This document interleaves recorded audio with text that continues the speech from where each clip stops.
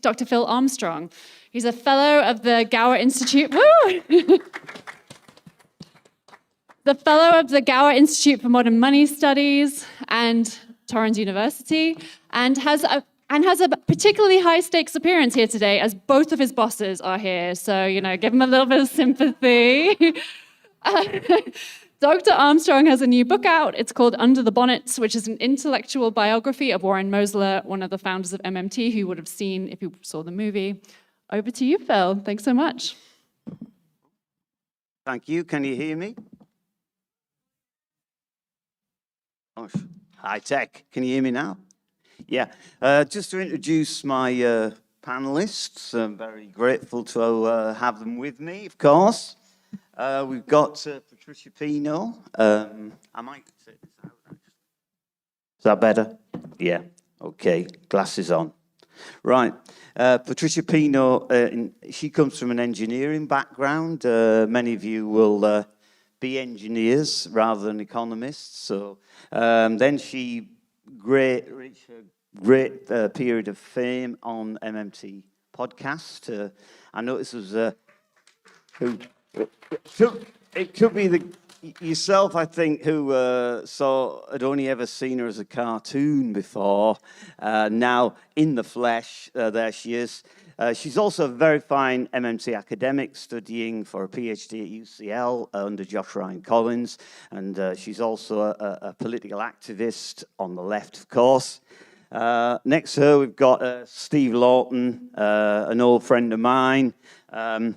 He's given me some things to say, and I better get this right. Okay, so he's an MMT economist. He's masters in exchange rate alignment, and devaluation phobia. So if you're interested in those topics, see Steve later. He's been a member of the Labour Party for a long time. He's in the LEPG, Labour Economic Group, and he's a member of Momentum. And he's the author of a forthcoming book, The Money Sham. We're not sure when it's coming out, but keep an eye open for it. And a little bit further to the left, possibly geographically, possibly politically, I don't know, you'll probably find out yourself, is Geoff Tily, and he's the chief economist of the TUC, a man involved in many, many projects. I didn't know he'd been involved in the Green New Deal. He's also a very eminent economist in his own right, a specialist in Keynes, everything Keynes, and he was supervised by the legendary Vicky Chick. Any economists out there who've heard of Vicky Chick, she's a tour de force, and obviously a lot of her talents have rubbed off onto Geoff, and we find out about that a little bit later. So what I'm going to do now is just kind of go through a little PowerPoint slides, not too many, not talk too much, and then hopefully, and then I'm going to pass on to Patricia, who will then take over the rest of the slides, and then Geoff's going to do some slides, but not too many, and then we're going to have a panel discussion. So anyway, I just want to start with the first point. Are there any macroeconomists in the room or done macro one? Come on now, I might pick on you. Oh, right, okay. So one or two. You know when you start macroeconomics, if you remember this, if you're old enough, you remember G.F. Stanlake, which is a little blue and black book. Do you remember that one? Well, you're too young, Sheridan. Anyway, when they start off in macroeconomics, they have a thing called a simple model. Now, it's a pressure moment for anyone in the audience, but like in a simple model of the macroeconomy, what's missing? Sorry? What did you say? No, in the foreign, in the simple model of macroeconomics, what's missing? No. Well, I'm not saying wrong, but I'm fishing. I want a different answer. Government, thank you. The government sector's missing. What else is missing? Come. No, sorry. Stephen will have to answer it again, and he's the prof. Come on, someone just... All right, okay, so it's... The other answer is the foreign sector, all right? So you start off with just households and firms. You imagine there's a monetary production system that exists without the state, and you add the state later. Now, you might think, well, so what? Well, the issue with that is that when you do that, you forget that there isn't a monetary production economy without the state, because the state issues the money in the first place. So there is no private sector money circulation and money production economy without the state. And you say, well, what is money? Well, money is a tax credit. That's what it is. So you can get, and when you watch the news, you do all these things. Fundamentally, the government is portrayed as a chaser. That means you've got unemployment, you've got inflation, other problems. The government needs to be reactive constantly. Whereas, in fact, with an MMT ontology, fancy word about how things really are, the government is the foundation of the monetary system. It has to be, okay, from an MMT perspective. So what I'll do is I'll go through a few slides and we'll see how we go from there.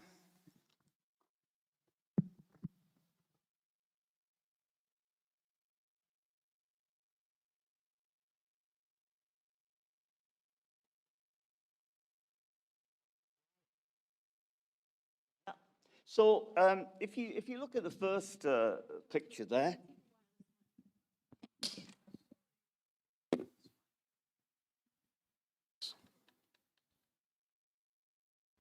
so you see, I think, from the slide that the MMT money story begins not with markets, private agents, but with the institutional architecture of the state and its authority to impose tax liabilities and issue a currency accepted in the settlement of those liabilities. So the state initially needs to provision itself, and this is the starting point for MMT. And just to give you an example, imagine you guys are a tribal society, all of you guys. So you haven't got any money, you're just enjoying yourself. Well, growing food and doing other things. And then suddenly, some guy with mystical powers, and you thought he was a really important guy, you're frightened of him. Me, all right? And I want to provision myself. And by that, I mean, I want you guys to work for me. And that's because I don't want to do anything. I want you to be my army. I want you to cook all my food, build all my pyramids if I was in Egypt. So what I do to start with is, I put a tax liability on you. I say, you've got to give me something in tax. And the problem you've got is, you don't have it.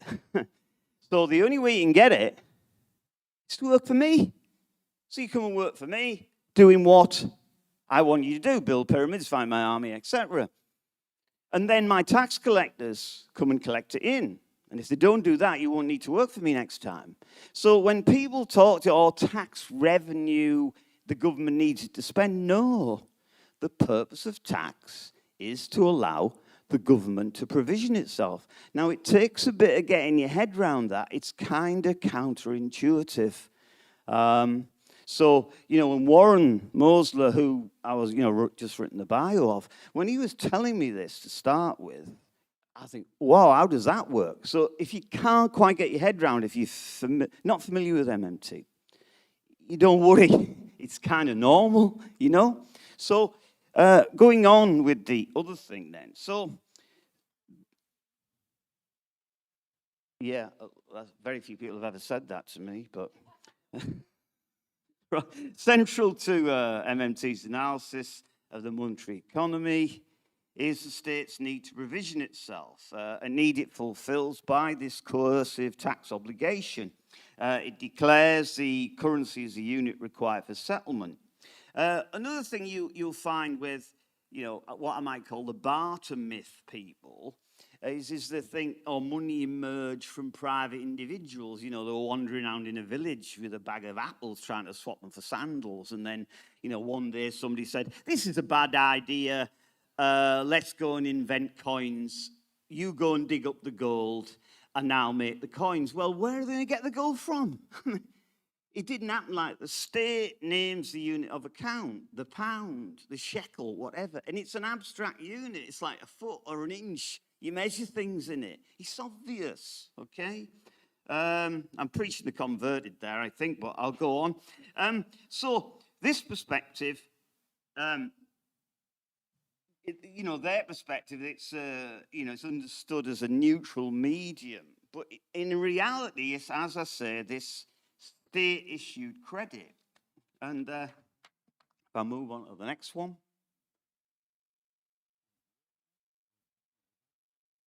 That's counterintuitive, pointing the opposite way. No wonder I'm a technophobe.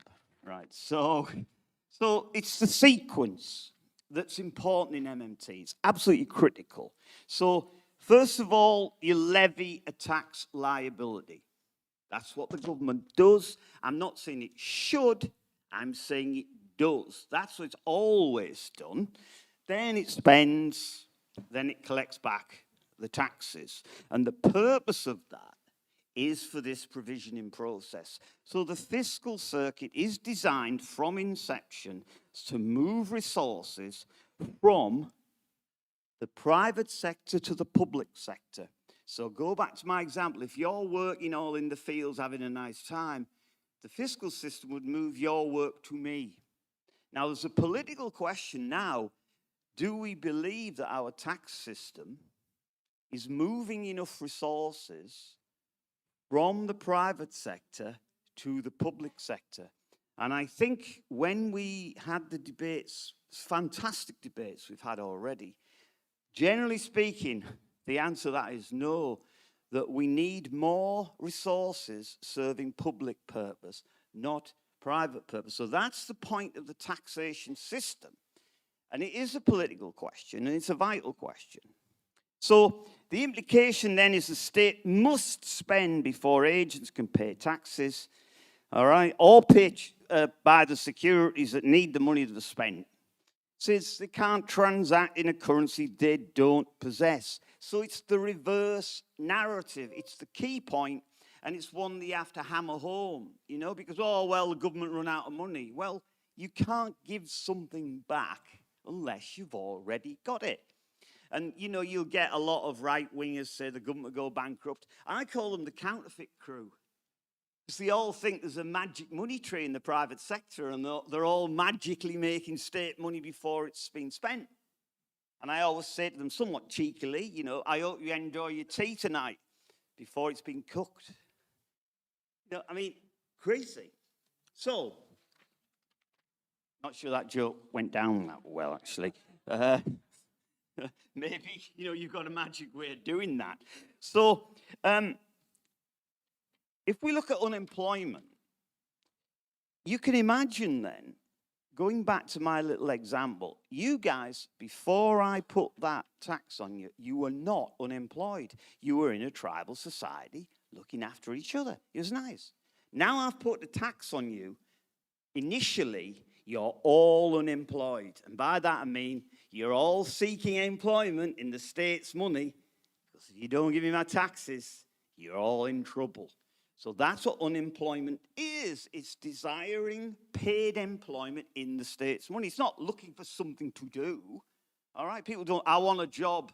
Well, go and collect some apples. I'm not going to pay you. It's paid employment, paid in the state's currency. That's what unemployment is. All right? So if you think about it then, state's desire to provision itself requires the levying of tax liability, which in turn creates unemployment by design. All right? I know that sounds bad, but second part of the story. If the state does not employ all the sellers of labor directly, they become available, obviously, for private sector employment. That's fine. Political, how many should you do that? That's a political question. You can then, the private sector can be paid in state currency, it'll pay its taxes and do some net saving. Now, the question then is, what about workers who don't have a bid? So they're not in the public sector because they haven't been decided that we needed politically, and the private sector have a zero bid on them. Well, they're just left idle, disenfranchised. So it's crazy, isn't it, to leave workers unemployed when they've been made unemployed by the state. Mad. So let's go back to you guys. If I say, if you guys don't work for me, I'm going to burn your huts down. And then you come to me and I say, take 2/3 of the room. So fair enough, go build me a pyramid. The rest of you, tough luck, I'm not employing you. but I made you unemployed. I levied the tax. So the point of that is unemployment then is not a natural market outcome. It's a policy choice. So that's the this causal sequence then defines MMT's approach to macroeconomic policy, particularly a job guarantee, because all you're doing is satisfying that demand for state currency that the public and private sector has not satisfied. So it's simple, the job. Now, it has lots of other benefits, the social benefits, ending of hysteresis, all of these other benefits. But fundamentally, that's what a job guarantee does. And with an MMT understanding, it makes no sense whatsoever not to have a job guarantee policy. Now, I'm going to hand over to Patricia, who is currently working on the details of the job guarantee. So how does it work? Patricia, over to you. Yeah, I think so.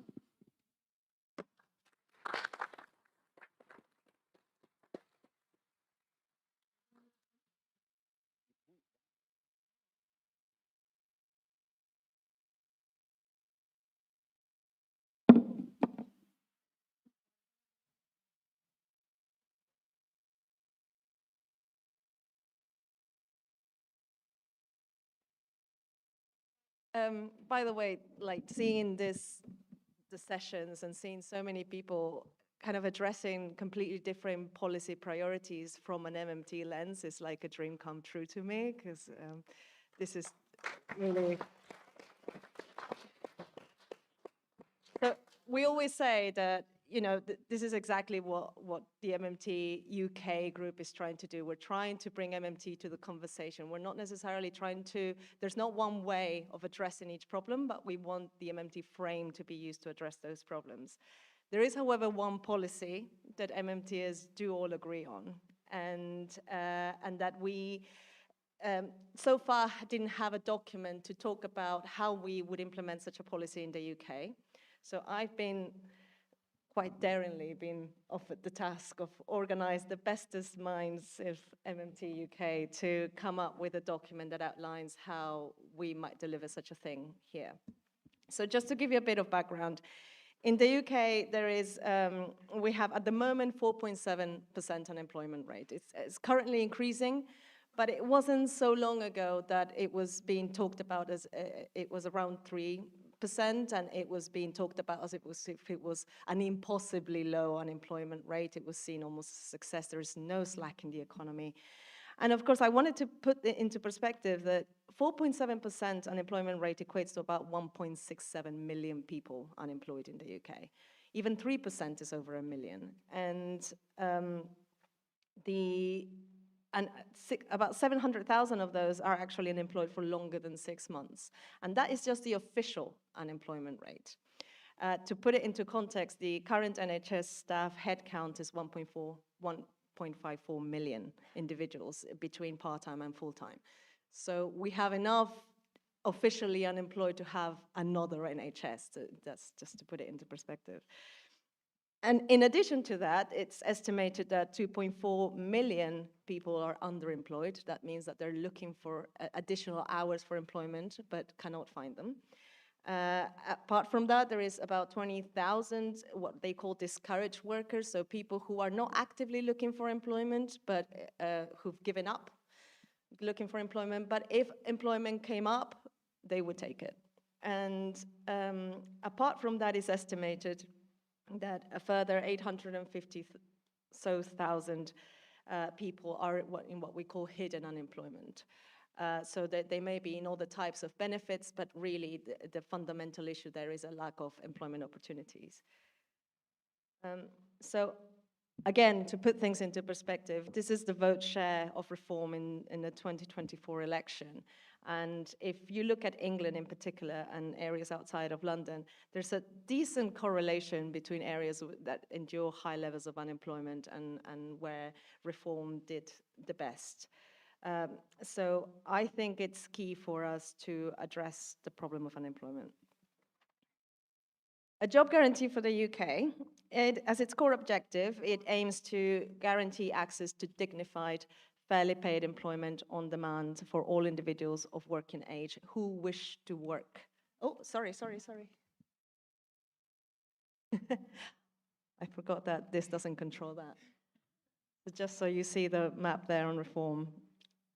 And if you've had a good look at that, we have the job guarantee for the UK to guarantee access to dignified, fairly paid employment on demand for all individuals of working age who wish to work.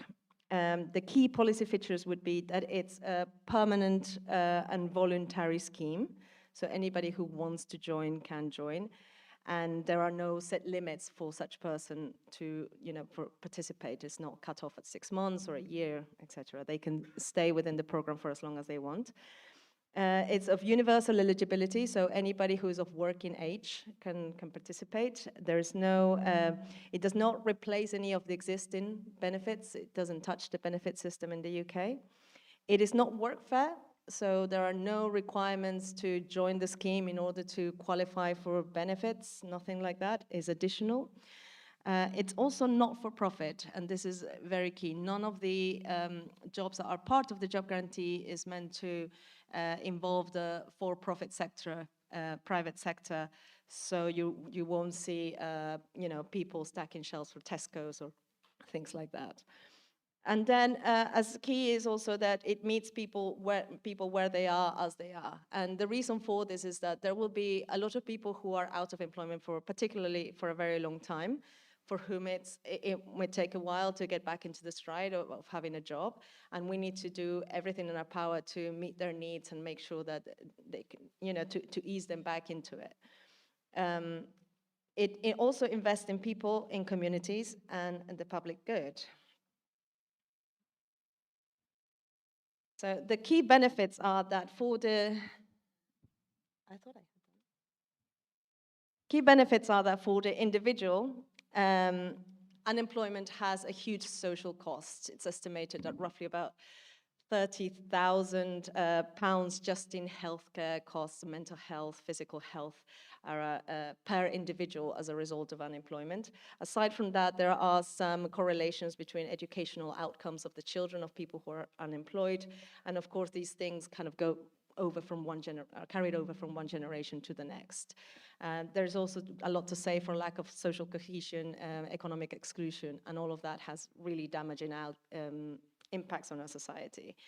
And for the local community, of course, unemployment represents a loss of output. I mentioned that you could have yet another NHS, but really it's all about, we have a lot of social problems, and we always say that behind every social problem there is a job there for somebody to do in order to fix it. So it's really about recognizing that there is a role for all of us to play in solving our current problems. We have a social health, social care crisis, and as well as an environmental challenge. And finally, for the microeconomy, the job guarantee, importantly, has a role to play on inflation management and economic stabilization. And perhaps that's the more kind of academic side of the job guarantee, the one that interests particularly me, because I'm doing inflation on my PhD. But it's also quite important to, for example, get rid of issues like the way that we're currently doing inflation management, which is have the Bank of England kind of adjust the unemployment rate in the hope that prices respond to that. And the job guarantee offers an alternative to that scheme. So broadly, the role for Parliament and central government would be, of course, to provide funds for the scheme. The Department of Work and Pensions, which I know its reputation is not great in terms of treating people with dignity and fairness, but I think we can turn it into something that oversees this kind of scheme into something for good. Local authorities and current job centres can actually turn into proper job centres that will have a bank of jobs available for anybody who wants to take part. And then participating not-for-profit organizations. And at the moment, this is quite a broad description, but it can include things like social enterprises and really any,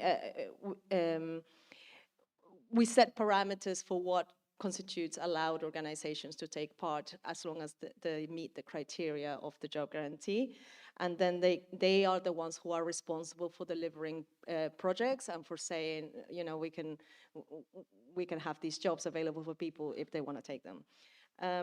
And then trade unions, of course, have a role in safeguarding the integrity of the job guarantee program, making sure that it's not used, for example, to replace existing public sector jobs, bargaining for better wages in the job guarantee sector as well. So yes, absolutely, they need to have a central role in that as well. Yeah.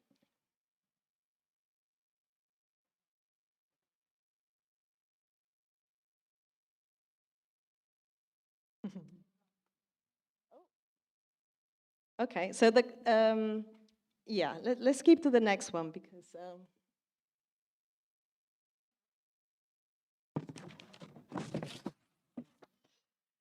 okay. So in writing the draft, one question I did submit it for comments to quite a few very experienced activists, and a comment that came up that really struck me was this one, was why do we not simply expand the public sector and offer proper permanent jobs, pensions and trainings to that? And I realized then that to me, the answer to this was obvious, maybe because I've spoken about the job guarantee and we've talked about the job guarantee for a very long time, but that it may not be obvious to people who just come across the job guarantee. So the short answer is that when you have government investment, you focus primarily on providing a service. That's your starting point.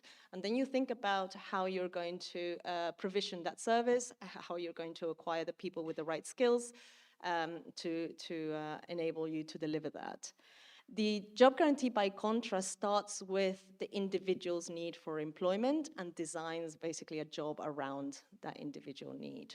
So it's very difficult to eliminate all unemployment just through the big kind of government investment initiatives. There's always going to be what we call, for lack of a better word, residual unemployment, especially as the business cycle means that during good times, businesses may need more workers, but during bad times, the private sector may shed some workers. You're always going to have a few people looking out there for job who don't necessarily find opportunities that A, meet their skills, their interests, or are in the right location. So, so the job guarantee addresses that and makes sure that nobody is really struggling to find a job at any time. So that's just wanted to say that. And then the closest thing that there has been in the UK to a job guarantee, and Geoff is probably going to talk to you about that in a minute, but the closest thing is a TUC job proposal for a job guarantee. It's primarily focused on young people, and I think that there's a lot in there that takes a lot from the MMT. I don't know if it was inspired by MMT, but there's a lot of similarities there, but it doesn't take on the universality and the you know, there are some restrictions, some limitations there that maybe it doesn't deliver on the macroeconomic side of things as well. So I'd love to hear Geoff's take on that. But these are the lists of the benefits of the job guarantee broadly.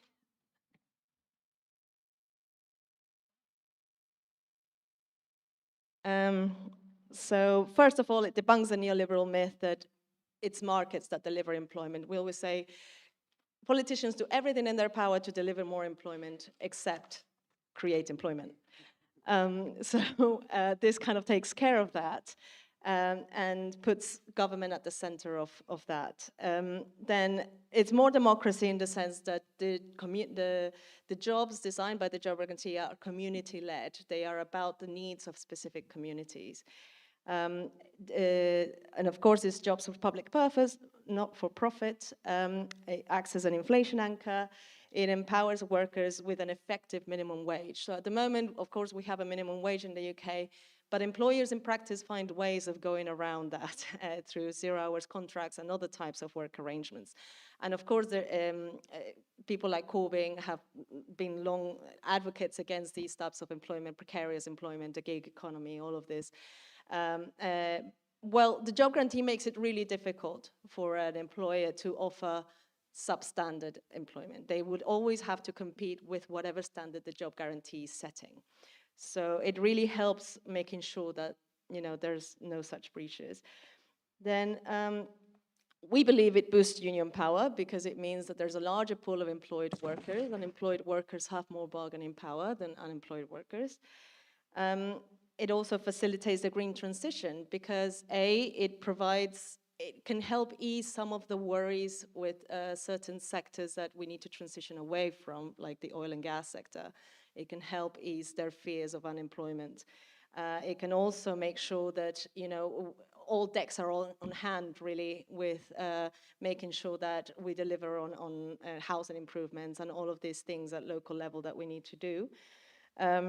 And I think as an additional, I would say that it could help ease the housing shortage. I would love to hear what the previous panel would have to say on that, on the impact of job demand on local housing pressures, but I would suspect it's significant. And the idea that somebody would no longer have to move or migrate to London, for example, in order to find a job can actually make sure that those help ease those issues. And of course, it reduces the social cost of unemployment. So I'll leave you with that.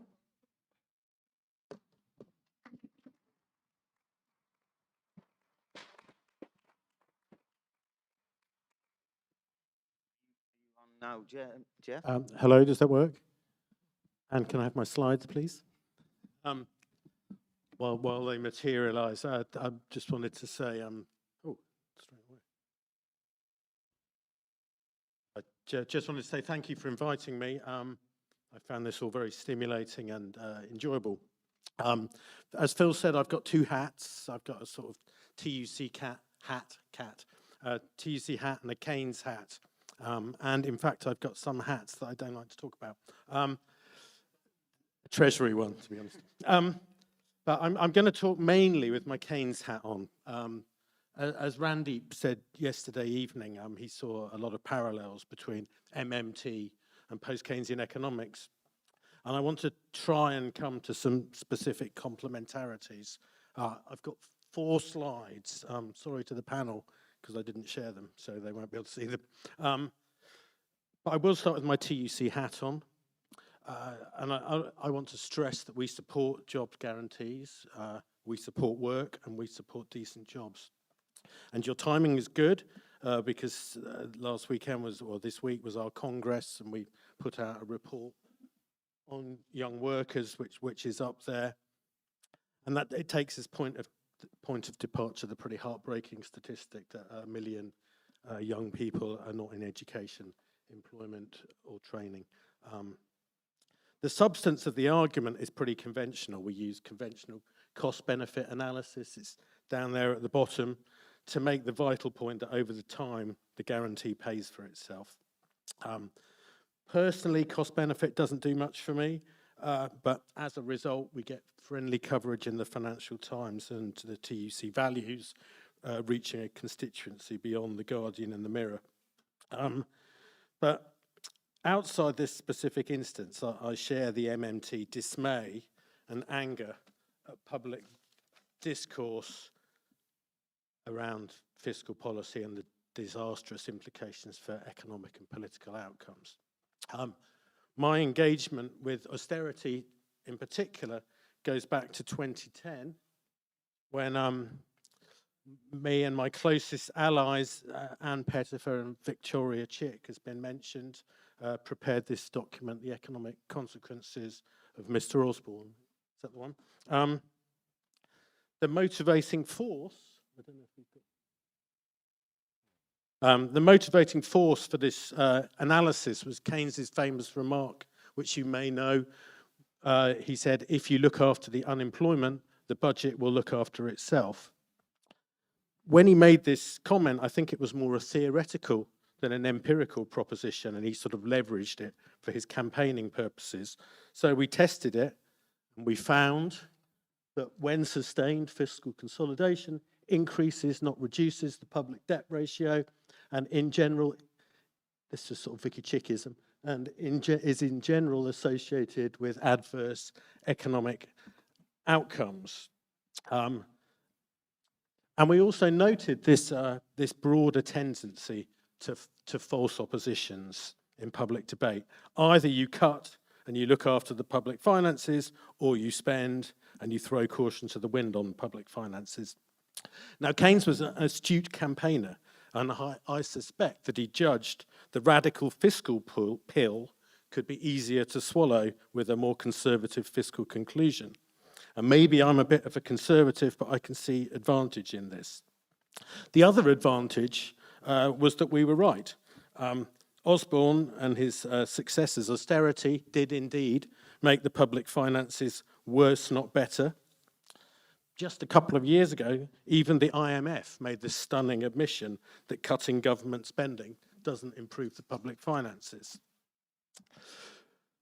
But I do have to concede that even the rightness of our arguments, and likewise those that the TUC dutifully submit to the Treasury at every fiscal event, have not made the slightest bit of difference. We still despair at the ongoing barrage of black holes and the terrible episode of a Labour government seeking to remove benefit payments that allowed disabled people to live in order to notionally balance the books. So my prior reservation with MMT is you're playing me into this false opposition. That, you know, if we're going to spend a lot, we're going to end up with worse public finances. But given my ongoing failures to make any difference to anything, we should obviously be open to each other's arguments.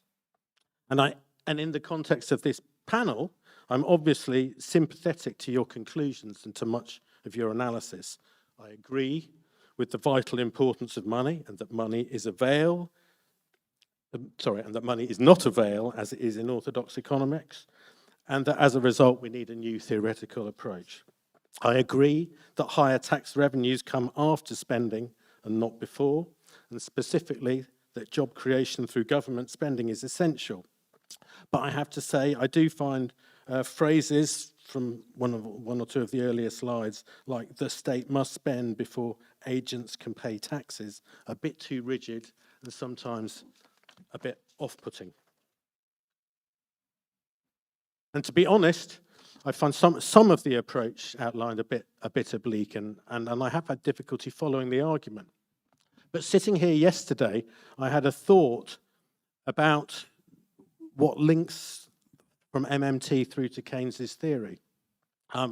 Sheridan said at the start of the conference that we were being lied to. My preoccupation is that we're being lied to about Keynes, hence the title of my book, on bottom right there. Keynes's presence throughout the conference has been pleasing, especially his majestic statement around anything we can do, we can afford. But even the title of his main work hints at a relevance to the current session that goes beyond just government spending. Works. It's about employment, and it's about money. Keynes was a modern monetary theorist, or a past monetary theorist. But it's about interest too. My book rails against Keynesians that made Keynes exclusively about fiscal policy when he was concerned first with monetary policy and above all with the long-term rate of interest. Unemployment was caused by a too high long-term rate of interest, and critical to securing higher employment was setting a permanently low long-term rate of interest. And this then leads to a second higher level generalization, which I should have put on the slide, that Keynes's book was mainly about the operation of the market and the private sector, not about the operation of the state. And I should say, you know, we've talked about a pretty unpleasant market and private sector today, but there is a market and a private sector that is productive and not extractive. So my thought yesterday was that the private sector didn't seem particularly prominent in the MMT narrative beyond its part in the three-sector balance, though you'll have to forgive my unfamiliarity with any fuller literature. So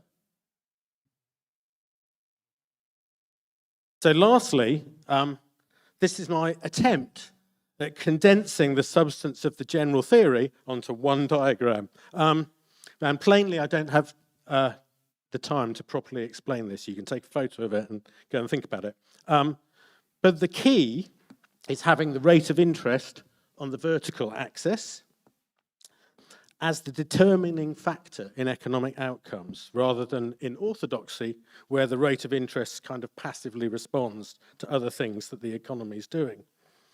The actual theory operates through the interplay with private investment, which is on the horizontal axis on the right diagram. But for present purposes, you can just regard this as a proxy for employment. So Keynes wanted to move from this gravely unjust and dangerous world of dear money and underutilized and violently volatile outcomes to a world of low interest and greatly better and more stable outcomes. One point that I will make from the chart is that the outcomes under cheap money, on the right there at point W, are better than any of the outcomes under dear money, which are points Z, X and Y. They have higher investment and so higher employment. I think the sum of the parts of this is complementary to everything we've heard.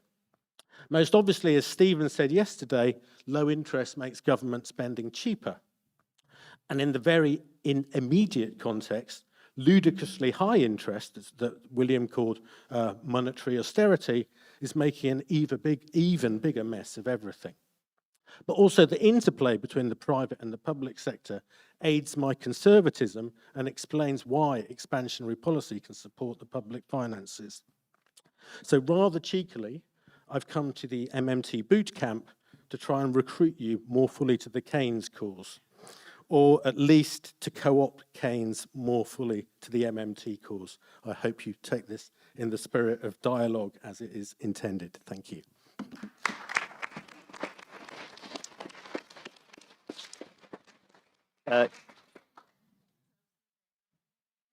Cut the group discussion. So if you want half an hour, you can have half an hour now. Yeah, thanks, Geoff. I mean, I must admit, I'm a Keynes sort of supporter. I was known when I used to teach as being mad on Keynes, and I do remember some students give me a mug when at the end of the thing which said Keynes is dead on it.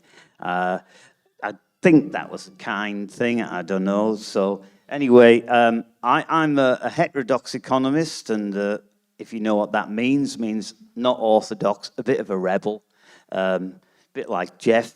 And so I'm very much in favour of what we call pluralism, which is different rebel economists, shall we say, working together, concentrating on what they agree with, politely discussing the small areas where they disagree, and becoming some sort of united force against what we might call neoliberal orthodoxy. A former student of mine said he saw me present using the Death Star in Star Wars, if you're familiar with it. So imagine the Death Star, if you're familiar with the thing, it's right in the middle. This is neoclassical, or the bad guys of economics, the ones that inform Rachel Reeves and her fiscal rules.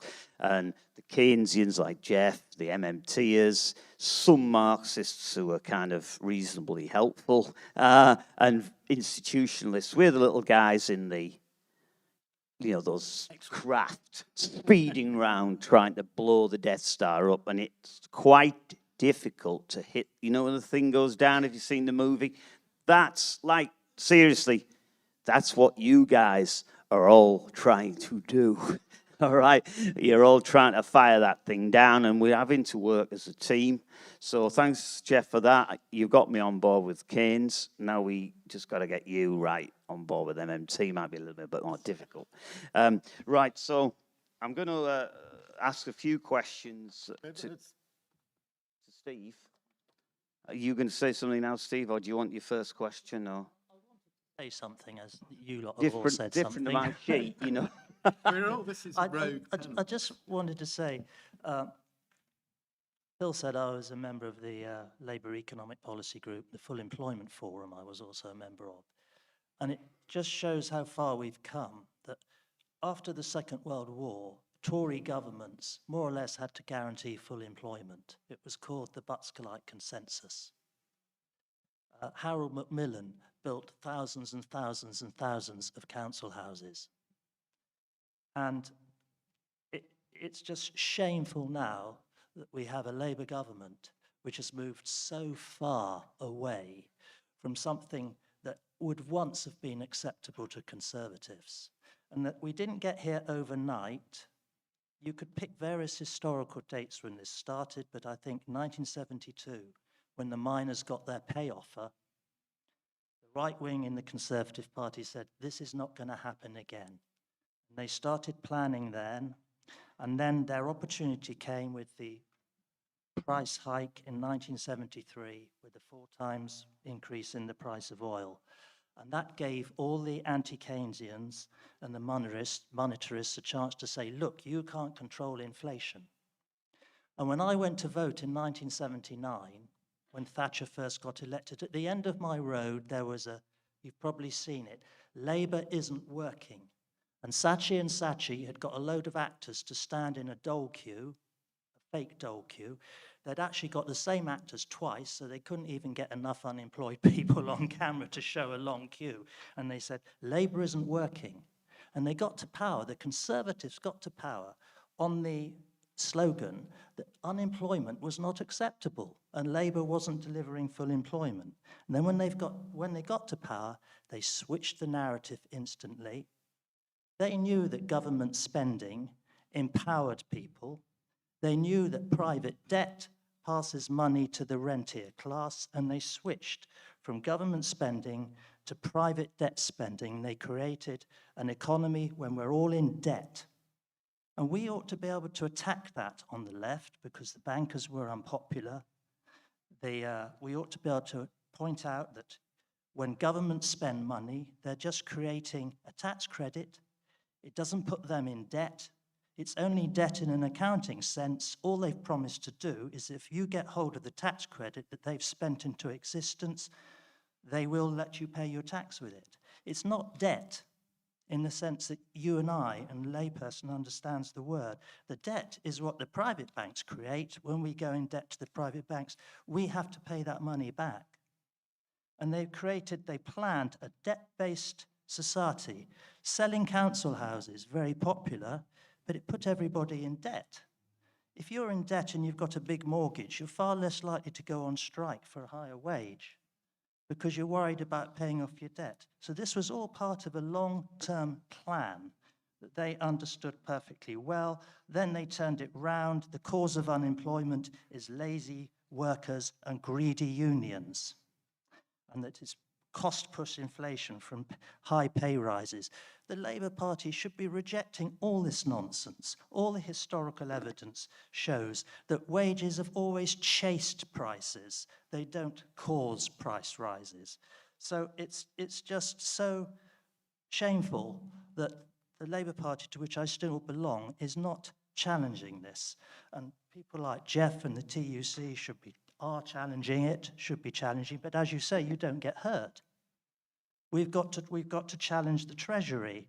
We've got a long neoliberal narrative that's been successful, and we've got to challenge it head on. And I don't think being timid and being frightened to say, oh, how are you going to pay for it? MMT explains that government debt is not a problem. And I just wish we could be far more bolder, and we need the same bold plan that the neoliberals had all those years ago to decimate the working people.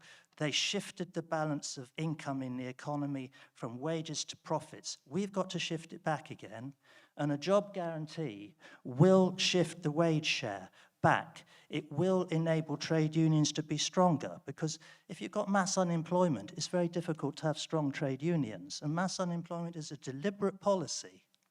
And everyone on the left or the soft left needs to get their head around this. So that's just what I wanted to say, just add a little bit of sort of this narrative, which I think we should be far more determined to challenge, because it's shameful. And I'm talking about people in the Labour Party like me. We need to be far more bold and assertive in challenging all the nonsense that we're confronted with every day from the BBC and everywhere else. Thank you.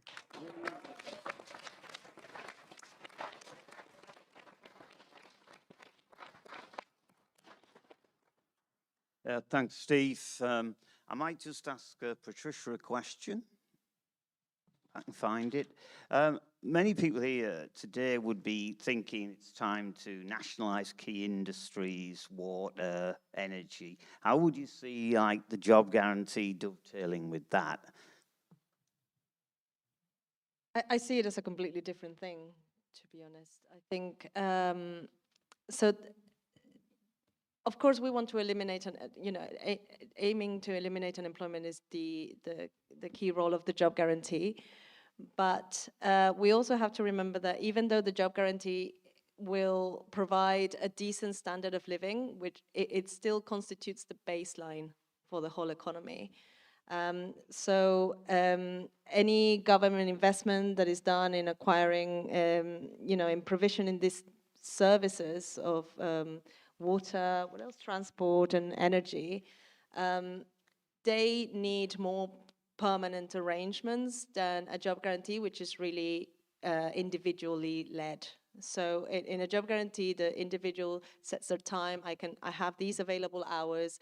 I can work for this long, and so if you are looking to provide an essential service, then you can't necessarily rely on that, because you need to make sure that you're always going to have people providing that service. So I see it as a complementary thing. We shouldn't really see it as a replacement for government investment. Well, I'd agree with that. And Steve, do you think, what do you see as any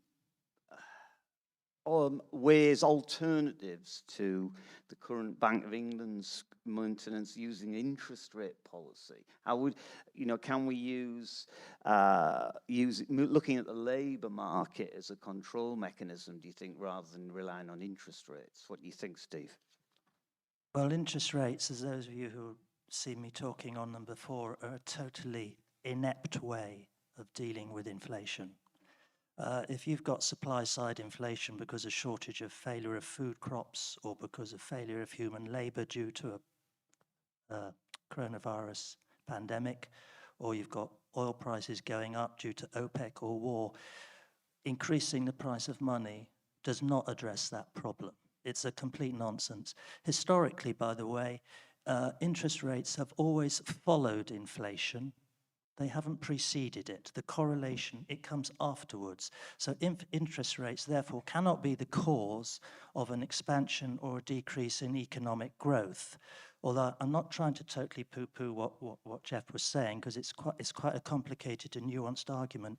Certainly these days, when government debt is 100% of GDP, if you're paying 5% on government bonds, you're adding potentially 5% of GDP every year to the income stream. And under Biden, when he expanded government spending and the government debt was quite high, and they were putting up interest rates, and they were saying, why aren't the higher interest rates controlling inflation? Well, higher interest rates don't control inflation. It's the price the government pays for what it purchases. And if you're paying higher interest rates, you're creating a massive increase in income. And if the rich are spending that income, that will generate jobs. People producing luxury cars, Rolls Royces, Bentleys, their order books were full because the rich are spending their income, but they're not going to spend it as high a percentage of their income as the poor.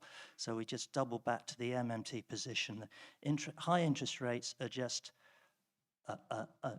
a paid income for those who've already got a lot of money. So we should have low interest rates. Low interest rates bear down on inflation. High interest rates also add to something called future prices. In energy and food, a lot of contracts are made in future prices. They agree a price to pay in the future. And the price you pay for something in the future takes into account the cost of keeping it and the interest rate, because they know that if interest rates are at 5%, that effectively adds 5% to futures prices. And we all know that in the current crisis, food and energy, they're essential commodities. So if their price goes up due to higher interest rates, that ripples through the financial system. I'm sorry if this is a bit wonkish for those of you, but this is, and I think you can explain this to people. I don't think maybe I'm not explaining it as well as I could, but I think, we should confront this conventional wisdom on interest rates. It's a crazy way to control prices. But yeah, I just wanted to completely agree with Steve there. I think, as I say, it's a conciliatory spirit. The rate of interest is decimating the public finances at the moment. Your statistics are exactly right. And one of the things, just a personal bugbear, is everyone's fixated on how UK inflation has moved apart from other countries' inflation since March. But pretty much all of that movement is down to electricity prices and water. Interest rates aren't going to make the slightest bit of difference to that. As Steve says, they aren't going to make any difference to wage claims because workers think, oh, bloody hell, I better try and secure a higher pay this year. The one thing that Keynes gives us in addition to this is that his analysis refutes the existence of any natural rates. So there are no natural rates of interest, there are no natural rates of growth, and there's no natural rate of unemployment. So the whole Bank of England argument for what they're doing, just doesn't exist, basically. Yeah, thanks, Geoff. And now, I might be putting you on the spot now, because our newfound alliance with the Keynesian and an MMT is, so let's assume that you're leaving today 100% behind a Keynes-informed MMT. How would you view your way to the TUC to getting a job guarantee proposal supported by the TUC of the type of Patricia's? What ammunition do you think we would need to do to approach the TUC, wearing your three hats, TUC hat, Keynes hat, and your new MMT hat? So the TUC hat is quite a complicated hat, because it's also a Labour Party hat.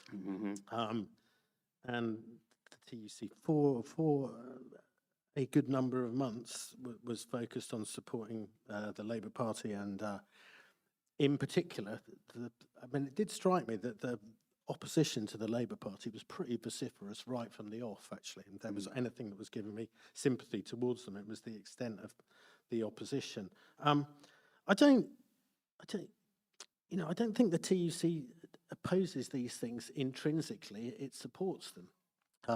It makes the case in a cautious way.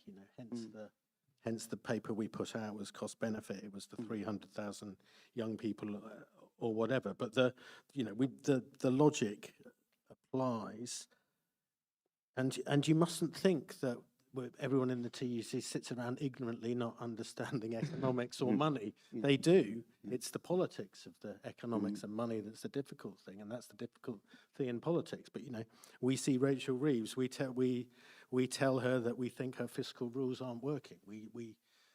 And if you go, even in normal discourse, the World Bank now talks about second generation fiscal rules, as if, or sort of second generation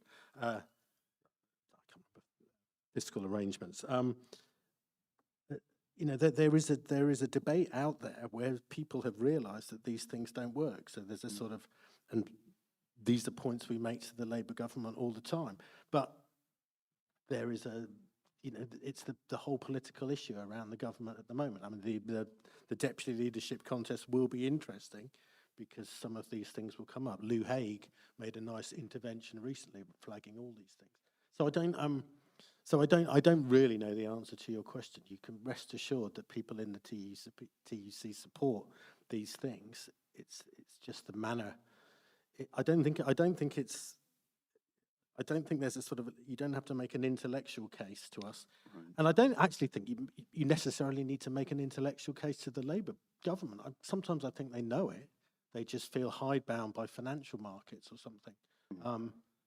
And again, I mean, maybe the financial market is an important point, because that's the one that always comes back. Although the financial market argument is weird again, isn't it? Because the financial market supported Osborne's austerity. It didn't work. They got more debt, yet they carry on supporting austerity. So they don't make any sense. It's like there's this sort of logical, this sort of logical Gordian knot that nobody's willing to cut and move forward from. Thanks, Geoff. We're going to have a point from Patricia, then we'll come to the audience. I just want to come a little bit left field maybe and ask whether this frame might help, because one of the things, as I briefly mentioned from the TUC proposal, is that the macroeconomic aspect of the job guarantee was missing. And we've just discussed here how monetary policy is really not working, right? And by Andrew Bailey's own admission, during the recent gas crisis, he himself was saying that, well, we can't do anything about supply, but what we can do is try to make sure that workers are so demoralized that they don't ask for higher wages. I'm paraphrasing, of course, but that's how I hear it when it comes out of the TV. But and the thing is that the current monetary policy mandate is all about demand management. They don't acknowledge or reluctantly acknowledge that supply side inflation can happen like it did recently. The problem is that most inflationary episodes that are quite damaging are precisely those that the supply side. And even if you look at the whole period between the financial crisis and up until the pandemic, I believe the central bank, the Bank of England, was actually struggling to meet its inflation target. It was just struggling to generate enough demand to meet its inflation target. So even on the demand side, they're struggling. They've admitted that they can't do anything about the supply side. And I think the job guarantee presents a much more, and this is not to mention, of course, the inhumanity of the actual framework by which the monetary policy is predicated, this notion that, oh, well, we need to throw some people into unemployment in order for prices to go down, well, for the rest of us at least, So we have a framework that punishes workers as a default whenever there is inflation. And it's weird to me that it's sold as being beneficial to workers. We're going to deal with inflation by reducing your wages as it's going to be good for you. It's strange. But the job guarantee offers a much better alternative to deal with all that, at least the job guarantee is not dealing with the supply side issues, but it deals with the demand side management a lot better. It can, in Marxist circles, you always talk about an army of the unemployed, right? Being made readily available for the private sector to hire whenever, or to threaten with unemployment, to threaten people with unemployment.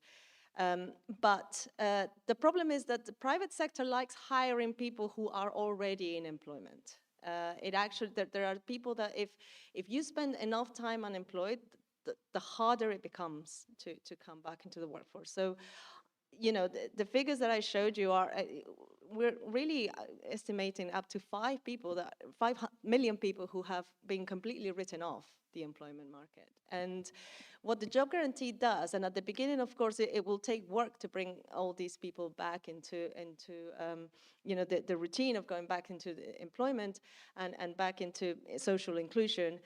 But in the long term, it actually makes it easier for business to expand services and to absorb additional demand, because they can much more readily hire from a pool of already employed workers. And all they need to do is offer better conditions and wages than that offered in the job guarantee program. So it creates a situation where we have a much more flexible economy that can respond to increases in demand and demand fluctuations much better. And so it creates a much more effective baseline for inflation management.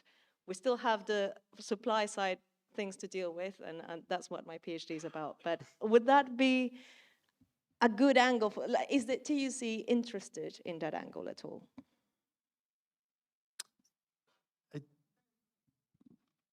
Yeah, no, of course we are. I mean, we live in this world where we have this profoundly flawed technocratic policy framework with its output gaps, its obsession with productivity. So we, in a way, we kind of need to get, for me, with my Keynes hat on, I want to get rid of that. That is working against everything. Once we've got rid of that, what are the best things? What are the things we put in place? In my Keynes view, a low rate of interest, but a jobs guarantee and things like that. And I guess there's a question around sequencing of, can we do job, even while the Bank of England and the OBR are doing their crazy stuff, does a jobs guarantee cushion the blow temporarily? Yeah, quite possibly. But in a way, the more profound dysfunction, I think, is the technocratic framework, and that's not just in the UK, is it? That's across the planet.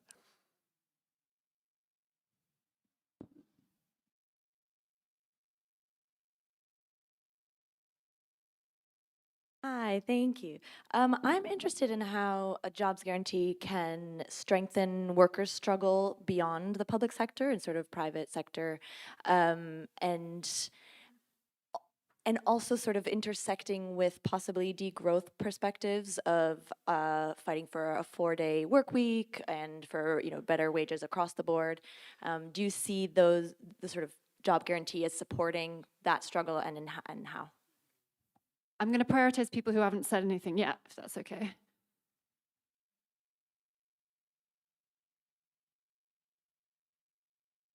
I just wanted to start by saying I'm quite new to MMT, so thank you to the organisers and the panels for bringing it down to kind of beyond theory and into kind of how our everyday lives might be influenced. And my question is along those lines. So I'm not a doctor or a nurse or a teacher or like a proper job, but I feel like I've got skills to offer in this new way, this new world that could emerge. So what would the panel suggest? How could each of us in the coming weeks and months, how could we each try and contribute something to move towards this or connect with each other to make this new stuff a reality? 3 questions, Phil, is that all right? Yeah. Hey, how do you see education fitting in with the job guarantee? Okay. Hi, I was kind of wondering,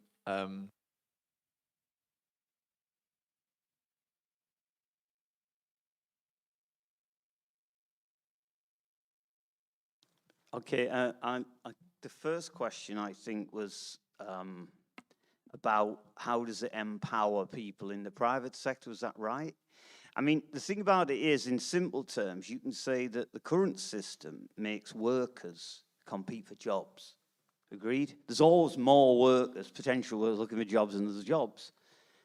With a job guarantee, it's the other way around, because everybody looking for a job always has the option of the job guarantee. It's a flaw. Now, that means that, by the very least, the private sector employer has to at least match those conditions. Now, they might say, well, I can't afford to pay you a decent wage, I'll go out of business. Well, exit the industry then, because if you're not good enough and efficient enough to pay workers well and protect the environment, etc., well, so it's a privilege to operate your own business. You can pursue private and public purpose together. You're mentioning the private sector. I have nothing against private sector companies working alongside public sector companies to deliver a better world. But that's your answer. You've plenty of choice. So I'll pass along. Well, the second question, I'll pass along to you, Patricia, if you remember it. On the degrowth thing, I think that's a big issue. So very often when I sell the job guarantee to somebody that has never heard of it, the first thing they say is, but we need less jobs, not more jobs, because, the environment. And I said, okay, even, let's say that were true for a minute and say that we need to do less things, then wouldn't it be better that we all have a role at delivering those things that we do need, and therefore potentially achieve a 4-day working week. If there truly is less of a need for employment, then we can all have more spare time, and a job guarantee can actually help deliver that. But I would say that we may find that the opposite is true, that actually that the environmental crisis actually poses challenges of mobilization of resources similar to the ones that we were facing during the Second World War in this country. And given the figures that come up in terms of the amount of public spending that is needed to decarbonize economies like the UK, I would say that that's pretty accurate, actually. So it has to be all hands on deck, but there has to be a criteria by which, what kinds of jobs do we want? What are the jobs that are actually beneficial to us as a society? And that's we're so used to thinking about jobs as just simply whatever makes the private sector profit, and the profit is almost like the proof that it's valuable. And instead, I'd say no, that's not good enough. We need to actually think about what jobs are socially beneficial, and some of those jobs that are the most socially beneficial are actually the worst paid jobs at the moment. And there is a lot of things that we need to do that we're not doing, or that the market regards as not having value. So I think rethinking about what employment is in terms of in line with environmental standards is quite an important part of that, and something that falls within the degrowth agenda, I would say. And also the notion that if we do have whatever pool of work we need to achieve collectively, that we can share more equitably and therefore have potentially a shorter work week as well. I think that falls within that remit. Now, Steve, are you okay with the lady there? Very broad question, which, if I recall correctly, was, what would you recommend the people in the audience go and do now when they leave, Steve? So I don't want be to careful tell the how you I put don't want this. to tell the audience what to go and do. No, I would have said something about the education question, but that's... Yeah, well, you take the education. I'll give it to Geoff, the last one then. I mean, job guarantees have been instituted in Argentina back in the early 2000s, and there's one running now in Austria, in Marienthal. And if I've remembered my literature on it correctly, they do offer some training in the Marienthal job guarantee. Now, we could get into a dispute about shouldn't there be permanent proper training provided by the state system anyway.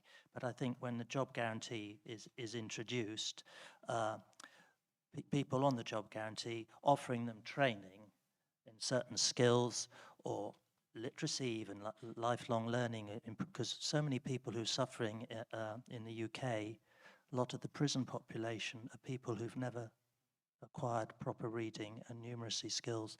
So there's all sorts of things that the job guarantee could do to raise standards, to raise morale, and to reduce the terrible inequalities that we've got at the moment.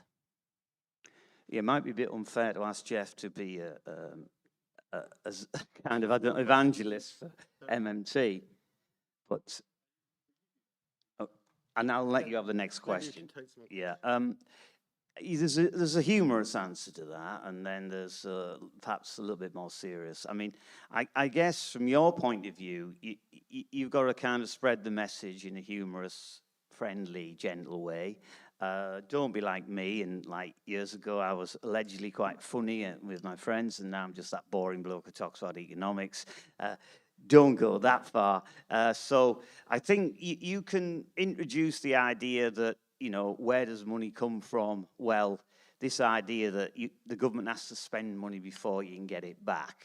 Like you can't pay back something before it's been issued, You can't give the bus ticket in until it's been issued. So you can talk about money isn't the problem, and it's real resources, and use little examples like when you're stuck on a desert island, doesn't matter how much money you got in your pocket, you got to catch some fish, keep the hostiles at bay, collect the coconuts, whatever that might be.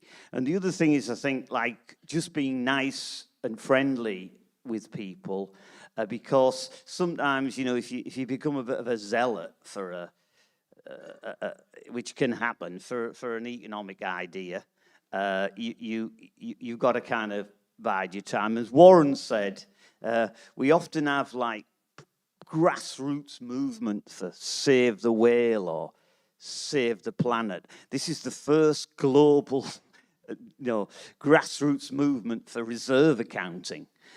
So be in mind. And if you middle class, like me, and you occasionally go to dinner parties, be very careful, because there's a group of 8, there'll be one person who wants to keep talking about economics, and the others want to talk about something else: holidays, the conservatory, the children's career. And I'm going to now obey my own rules and know when to be quiet, really. I mean, there are some Thank books. you. Sorry.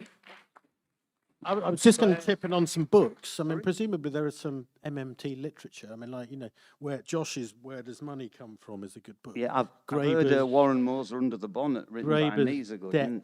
The First 5,000 Years, yeah. Yeah. And Pettifer's Green New Deal. So there are some decent books out there, but I presume that there's a MMT reading list somewhere. Yeah, so we will circulate a Discord server link as well for The deficit myth, yeah. Sorry, of course. Yeah. people can't hear you if you're not on the mic, Stephen. Sorry. Stephen is plugging the deficit myth. Yeah. I just want to let everyone, which obviously we should, because the deficit myth is amazing. Do read that. We have 12 minutes left, everyone, before you all need to be out of this room. So I have to ruthlessly prioritize 2 very short questions. We've got to get Claire a go. She's been waiting a long time. But you have to be so quick because Stephen needs to wrap it. Sorry, I can't take yours. I'll take yours and Claire's. Hi, I was just wondering what was next for the job guarantee. Is there like a trial on the horizon?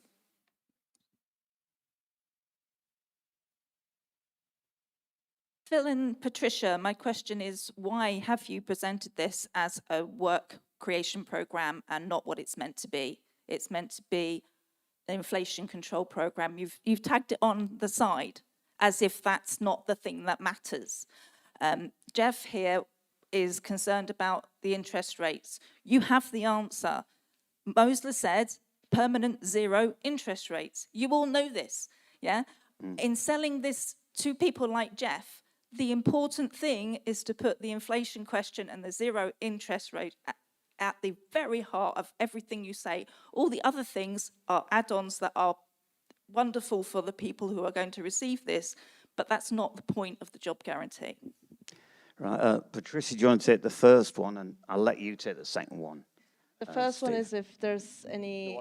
What's the trial question? The trial, if there's a trial in mind for the UK. Thanks for the gentleman there, yeah. So in terms of trials, it's very difficult to trial a job guarantee because its universal aspect is quite fundamental to how it works. So you can, there has been trials, I believe, on the impact of employment on the unemployed, and studies on the impact of employment on the long-term unemployed. And one key thing to take is that it's not just about the income that employment provides. It's also about the sense of self-worth, the community that is built.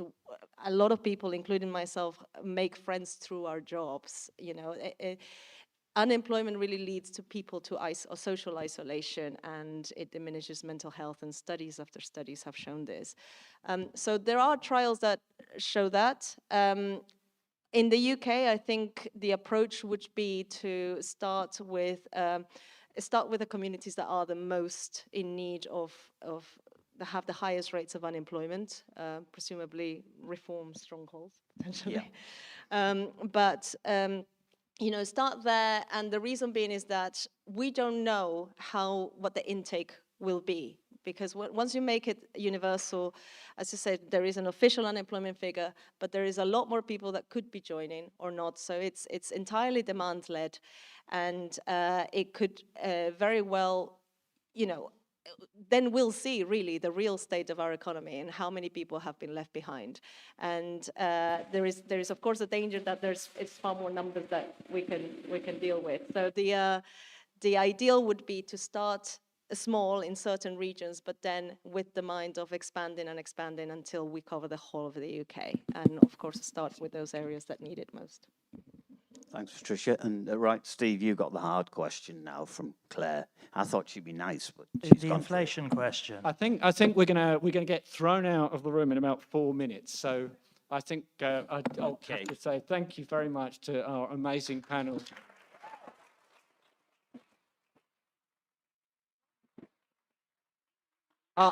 I don't deserve to be in the last 4 minutes or so ending this conference, apart from the fact that 6 years ago I had this idea that it would be good to set up an educational charity called Modern Money Lab. And indirectly, I suppose that's led to this conference because of the work. I mean, it's been amazing, inspirational. I never thought I'd hear a conference like this in the UK. Actually, as Patricia was saying, people talking about housing policy, health policy, a Green New Deal, employment policy. We got a little bit of history of Keynesian economics there as well in the last one.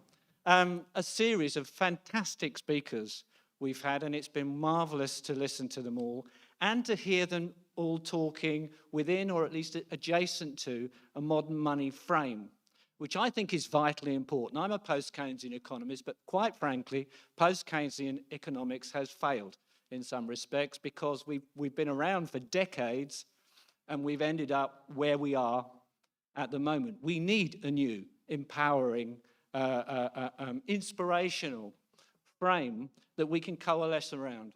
And modern monetary theory is important because it's technically right, but it's also important to me because it is that frame. But I need to thank some people quickly. First of all, Sheridan has been a power.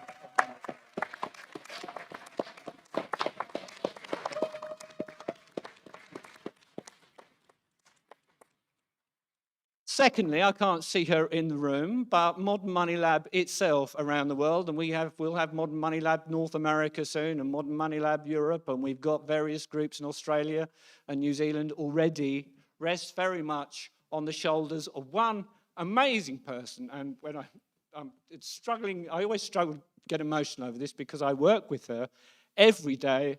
She is absolutely extraordinary. She does the work of 10 people. That's Gabrielle Bont.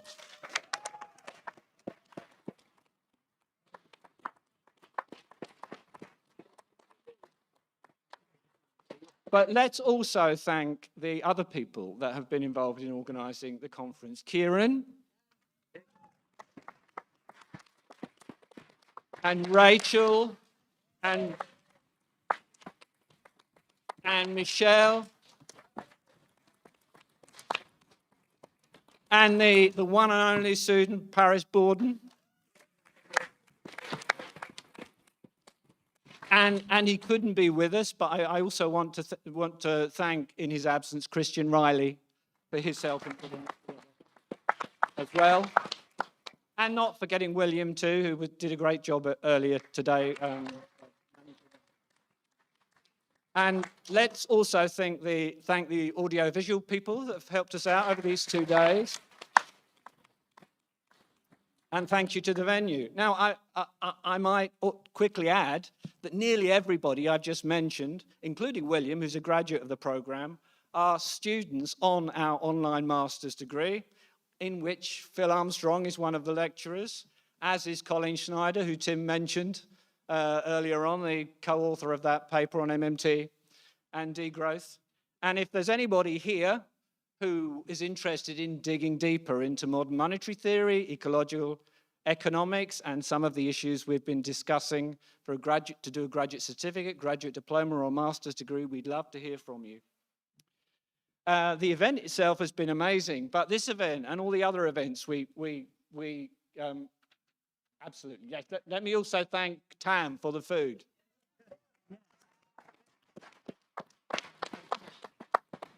I'm sorry to have forgotten that. I've been so busy I haven't actually eaten any of the food, but I've seen you eating it, and it looked great. All these events we run around the place, and this event that Sheridan has run here, they are pointless if nothing happens after that event. What we have to do is take what we've learned here and talk about it in our communities, share the movie with your friends, buy them the deficit myth, maybe, but we have to do other things as well. We engage in political parties and other organizations within the community, maybe become a political candidate yourself. I've been using for about 15 years the acronym PUSH, persist until something happens. And I feel like something is happening, including in this country. I think there's a good chance that both major political parties are cooked, that you are back in 1918 with Asquith's Liberal Party in a state of collapse, and that something like that is happening in this country. And the future in this country is up for contest. If we don't get it right, then we'll go down the Nigel Farage route. It will inevitably happen. But if we do get it right, and I believe in people like Zach Polanski, but also the Sultana Corbyn, former members of the Labour Party, and some of the people that are still in the Labour Party as well.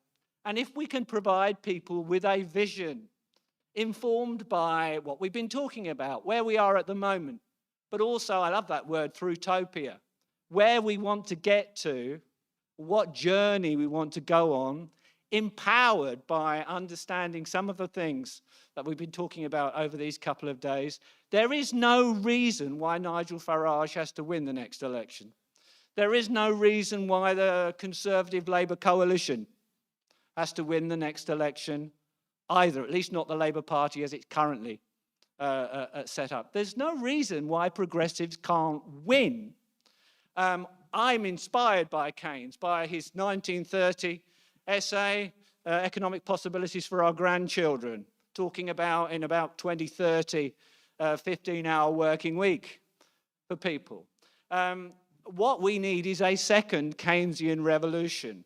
And it is my fervent belief, and has been for at least 15 years, that modern monetary theory is at the heart of that second Keynesian revolution. I think we can all contribute to this in our ways. I ended up setting up an educational charity, and we have these degree courses now, and these great students around the world, all pushing, I believe, in the right direction. You can do something as well. We all, in our own different ways, need to push. There is nothing more valuable, in my opinion, that you could be doing with your lives and that I can be doing with my life at this stage in history. It's a turning point in history. There's no point being pessimistic or defeatist. There is every point to being optimistic and going big, and doing everything we can to bring about progressive change. So I wanted to end by thanking you all from the bottom of my heart for coming here for a couple of days and engaging so positively with the speakers and with each other. And I must thank all of the speakers as well. They've all been absolutely amazing.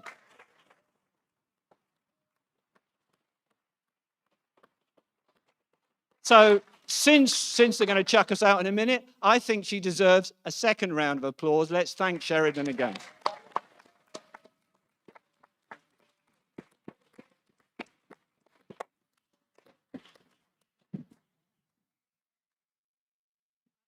I'm going to say thank you again. One last thing, please leave your lanyards at the door. And yeah, we need to get out of here. We can hang out in Jaconi for a bit, have some drinks there. But thank you so much, and we'll be following up with every one of you.